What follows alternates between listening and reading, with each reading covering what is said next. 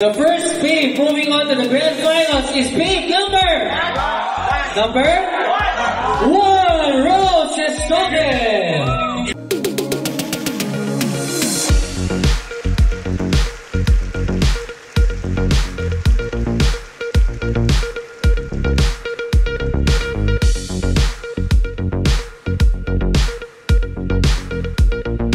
And joining Rose is Babe number! Dilipat ko lang ng Rose sa kanyang apelido. Number 4, Betty Rose!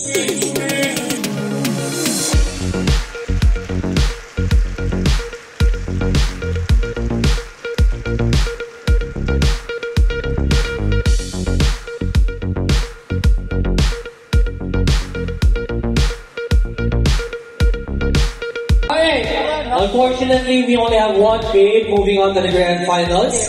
Kung hindi kita tatawagin, congratulations to you still.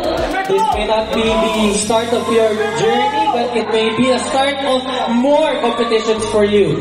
We'll see you again in the grand finals. Babe number 2, Alex Oliva.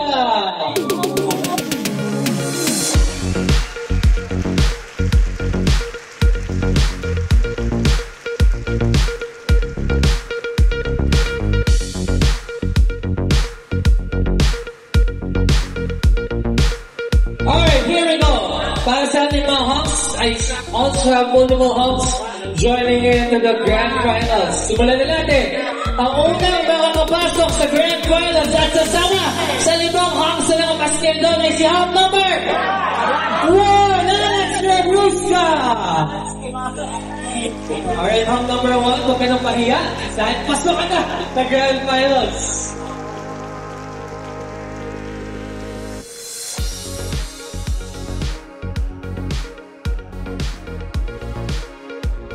Alright, this time around, unfortunately, isang Hawk na lang po ang magbububuhan sa grand finals.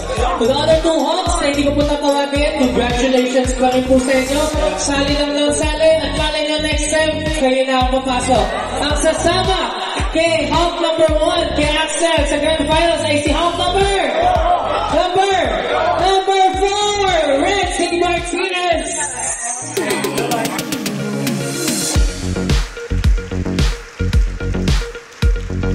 Alright, this is the Siroma Complex. There you have it, our third elimination round. We have 3 babes and 2 Hawks moving on to the grand finals. Sino kaya ang magbububuhan sa grand finals on our 4th elimination round? Pagkita ko rin tayo ulit next week. Dito lang sa Isitan Siroma Complex. I'm Vince Singular. This is your Honest Show in the Metro. Summer Honest Quest, Year 16. Maraming salamat po. Ingat po sa pagawin. God bless.